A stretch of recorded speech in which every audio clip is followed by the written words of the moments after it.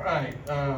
Looking back on the week against Georgia, thought very proud of our players and their ability to compete and find a way to finish.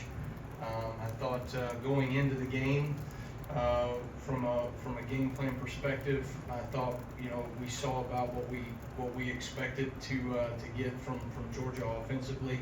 Certainly, their mentality was to take some shots downfield on some younger guys as well, and kind of test our secondary. I thought we handled that really well early on. I thought we did a really nice job in the first half. Guys competed well, were in the right spots, executed really well on third down, and then we were certainly able to create some takeaways and make their quarterback uncomfortable, which was one of our keys to victory, and something we knew we had to be able to do. It was going to be challenging, as I told you last week, in order to get takeaways off of them, but that was certainly a huge key to the game. I thought, for us, we got 10 game changers, as I've talked to you before about those things: takeaways, sacks, 3 and outs, and I guess a safety would also count into that, as we had this past week. We wanted to get 8 plus, and we got 10 in the game. But probably the thing that shows up the most was our lack of ability to get off the field on fourth down. We had 7 different times we did not get off the field on fourth down. They were 7 of 0. They were 3 of 15 on third down, and then we're able to execute on fourth down to keep drives alive.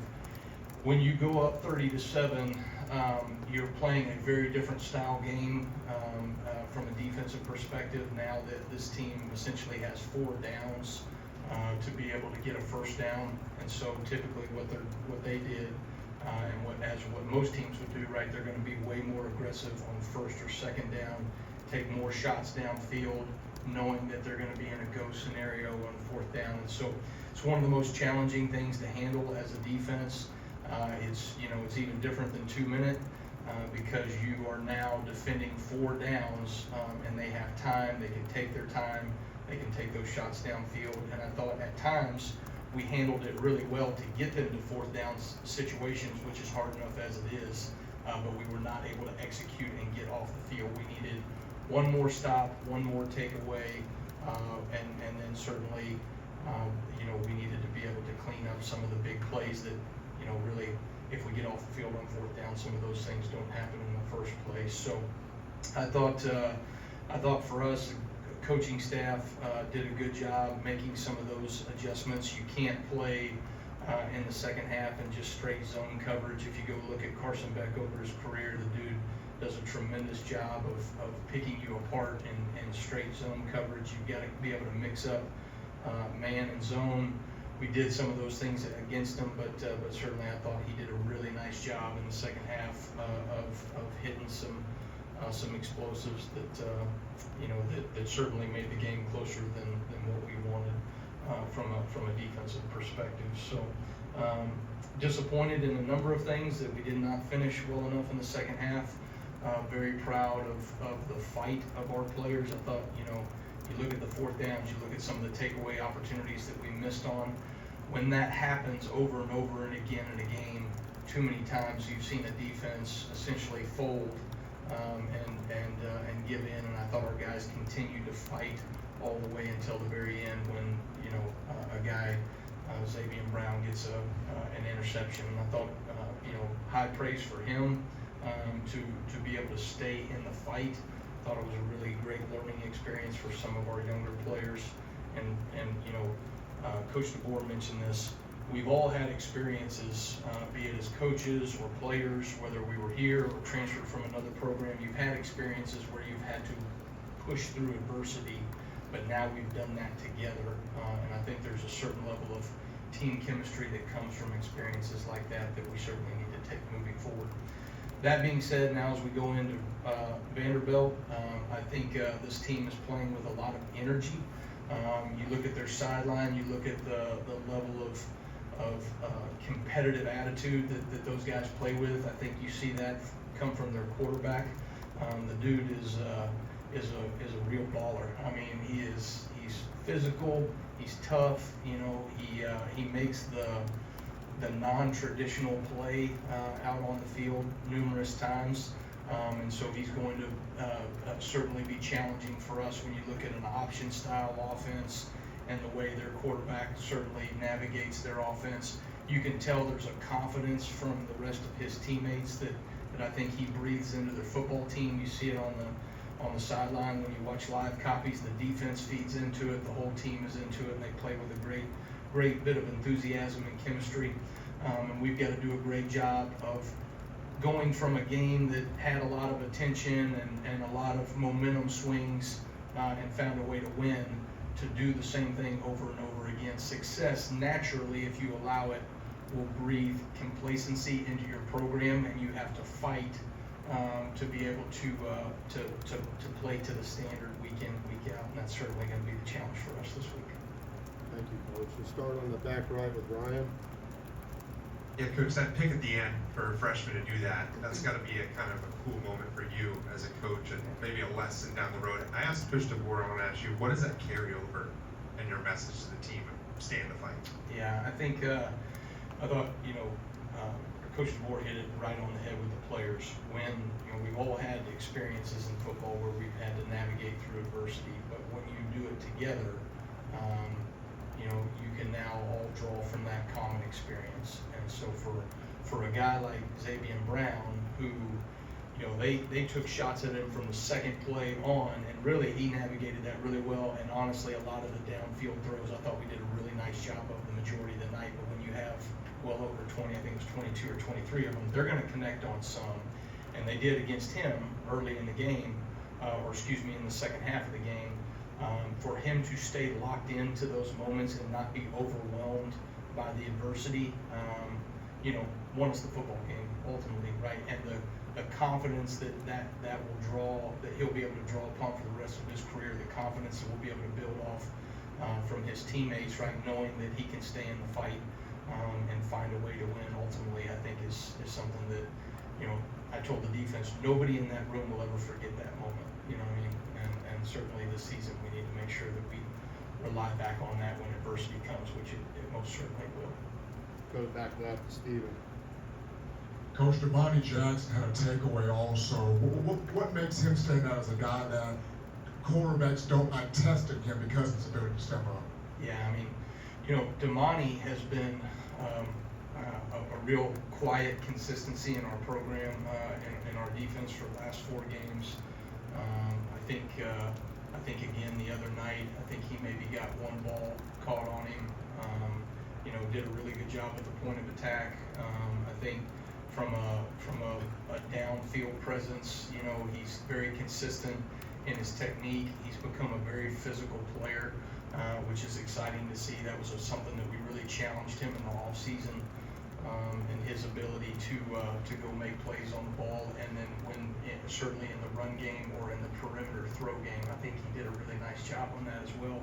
And then certainly we brought out a pressure package that we had been working on all off season and preparing, and fortunately we're able to hold it until we got into SEC play. And the very first time we call it, Damani does exactly what we expected to do in that situation when they threw the ball out on the perimeter and gets an interception. So awesome to see guys that practice at a high level and consistently be rewarded on game day. And that's you can point to, there were multiple times we worked that exact concept that we thought that they were going to go to in driving the ball, and then you could pretty much almost pair a multiple practice reps to exactly what happened in the game. That's pretty cool.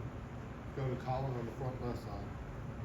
Obviously, disguise has been a prominent part in your defense over the course of these first 4 games, but it seemed like you guys had a lot more design pressures in getting to the backfield, getting to the quarterback. How do you feel like that worked against Georgia, and how was that an addition, and what do you see the role of pressure being moving forward? Well, I think when you face somebody like Carson Beck that's so experienced, one of the things that we've always been able to hang our hat on as a defense is that we're going to show disguise. We're going to give him one pre-snap picture, and then we're going to give him a different picture post-snap. Sometimes we're going to give him a pre-snap picture, an immediate post-snap picture, and then switch that picture mid-play. And that's where we got a couple of things where, you know, you could tell we've got him a little bit off kilter, and he throws the ball a couple of times, just simply because we're showing him one picture pre-snap, a different picture right at the snap, and then rotating to something else entirely as the play's going on. And we were able to affect him a number of times. Pressure allows you, right, to be able to speed up the quarterback's tempo in the throw game. And so when you're doing some of those disguises, you know, if you have had pressure on the quarterback early on, it allows those disguises to work for you at a much higher rate. And so we were schematically committed to getting in the backfield and making sure that we made him uncomfortable early. I thought we were able to do that. And then, you know, certainly it was able to kind of disrupt his timing. But I'll tell you this, I mean, I thought that kid, that young man, rather, did a tremendous job of continuing to fight. I think he's one of the best quarterbacks in the country, and showed his ability to fight even through some of the adversity. And so very impressed by him, and they've got a very good football team. I thought, you know, Coach Smart did a really tremendous job of keeping his guys in the fight, and certainly impressed with them overall as a team. Go to Katie, second row on the left. Defense leads the country in pass breakups, had 9 on Saturday. And I guess some of those are in coverage, some are just guys reading the quarterback's eyes and batting it down. But just what makes this defense so good at that? Well, we, you know, from a schematic standpoint, we play a lot of what we call vision style coverage. And even when we're playing man coverage, there are elements of vision that are based into some of our hook drops and hole droppers that we're able to read the eyes of the quarterback and react. And so when you can put your eyes on the quarterback, now you're not just defending people or grass, but you're defending the people and the grass that the quarterback wants to throw the ball to. We went to more of a vision-oriented defense like in 2014. My dad, when he was the D coordinator at Ole Miss, got it from Monty Kiffin, who my dad had GA'd for years ago, back in 1978. Him and my dad GA'd for Lou Holtz and Monty Kiffin, so that relationship stayed all the way through the years. And then in 2014, we got kind of the Seattle Seahawks Legion of Boom. Back when they were Legion of Boom, they were the #1 team in the NFL. They were taking the ball off of people more than anybody else, and they were playing with this vision style coverage. And so we got into doing those same things in 2014 as a defense at Ole Miss. We became the #1 scoring defense in the country, #1 in the country in interceptions. And really, we've never looked back since. The element of putting vision on the quarterback in a number of different concepts defensively, be it zone or even man, has given us an opportunity to make more plays on the ball, as you're saying. Jump to Nick here on the front line. Yeah, Jaheim Otis is a guy that we haven't seen have as big of a role this season. I think he was past 2 years 4th in snaps for defensive linemen, 7th this year. Like, what's gone into the decision, kind of how you've used him this year? Yeah, I think you know, I think Jaheim, obviously coming from the off season, coming off of an injury, I think he's still finding and hitting his stride, working to hit his stride. I think he's taking steps in the right direction. I think there's growth there, but certainly we want to continue to see him take steps in the right direction. And I think as he continues to take those steps, you know, he has really high potential and an opportunity to impact this team in a large way. We've got time for 2 more questions. Start with Chase on the left. How did you think Quay Rousseau played coming off an injury, and was he back to 100% as far as you know? Yeah, I don't know, you know, what percentage he would tell you that he was at. I think, you know, Quay worked so hard over these last 2 weeks to get himself back to a position where he could contribute and help his team win the football game. Again, I cannot stress enough how important and valuable Jeff Allen and his staff are to our success. They, you know, treat our players with great care and maximize the opportunity for them to create value for themselves on game day. And so, you know, for them, great in the communication. You know, what is Quay feeling? You know, what are the steps that we need to take to get him prepared to go play? And then even, you know, really we weren't sure how many snaps we were going to get out of him or how far we were going to to be able to push, for him to be able to push himself until, really pregame, and then once he got out there, he was feeling good, and so I think he ended up with 24 snaps on the game. But, I told the players on Sunday, think about all the work Quay put in these last 2 weeks to now get out on the field and then create a takeaway for our defense, and get 24 snaps in the game. And so when players go through some of that, injury adversity, to be able to really push to get through so that you can get back on the field on game day. Well, thanks for coming here. You talked heading into this matchup about limiting the production on easy access throws. How big was Xavier in making some of those stops on the perimeter and just wrapping up the ball carriers? I thought for the majority of the night we did a really good job of that.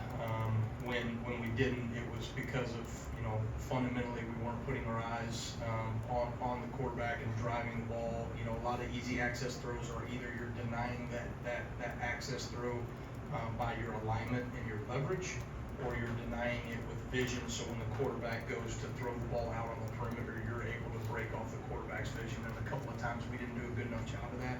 But I thought particularly Xavier did a really nice job of defending the perimeter, of holding the lateral leverage that you have to do in order to defend the perimeter screen game. And then really for the most part, I thought we tackled well the majority of the night. I think there were probably 2 key missed tackles in the game. Both of them were for explosive plays and one for a touchdown. Keon Sav. But we miss a guy. They had us in a kind of an and go deal. Nice job on their part. We got a collision the guy at the top of the route and probably can end it right then and there. But they're going to make plays too. When they make plays, we've got to be able to talk about limiting explosives and none for touchdowns. And so you've got to be able to get the guy on the ground and give us a chance to play great red zone defense. In that situation, we didn't do it there. And then we had another one out on the perimeter where Red just didn't drive the hitch route the way he needed to. And so those are things that certainly we've got to continue to work on and get better at. Thank you, guys. Appreciate it. All right, thanks guys. Roll Tide.